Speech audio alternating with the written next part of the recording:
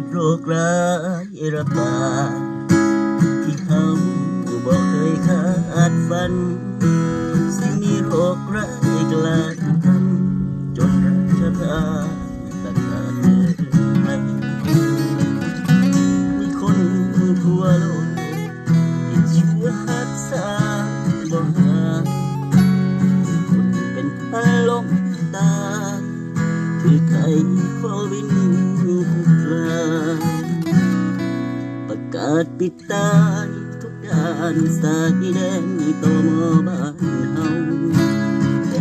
ประชาชนลาวนุ่งสาวงานสังสรรค์สิออกไปใส่ให้ใส่หน้ากากป้องกัน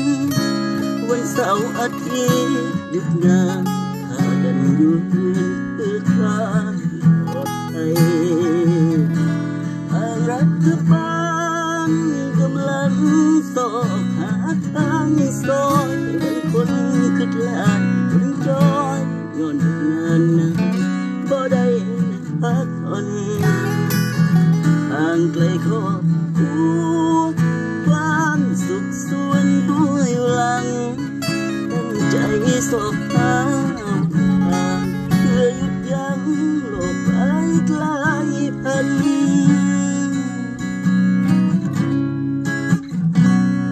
ขอส่งแห่งใจผ่านบทเพลงเสียงก่อนขับลำแพทย์หมอเฮ็ดงานประจำตำรวจทหารหน่วยงานกู้ภัย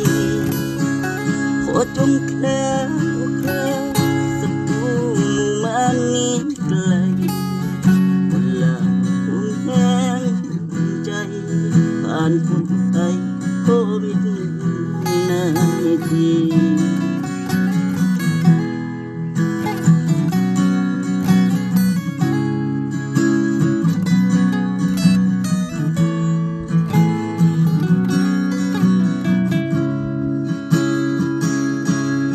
รัฐบาลกำลังสอบหาทางซอยบางคนคิดหลายคนจอยย้อนหยุดงานนะบ่ได้พักผ่อนห่างไกลครอบครัวความสุขส่วนตัวอยู่หลังตั้งใจสอบหาหนทางเพื่อหยุดยั้งโรคร้ายกลายพันธุ์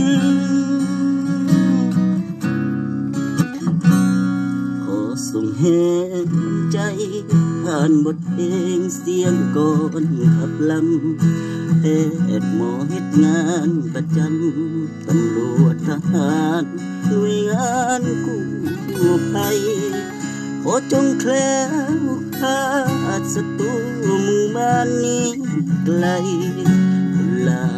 ท่วมแห้งใจผ่านพ้นไปโควิด-19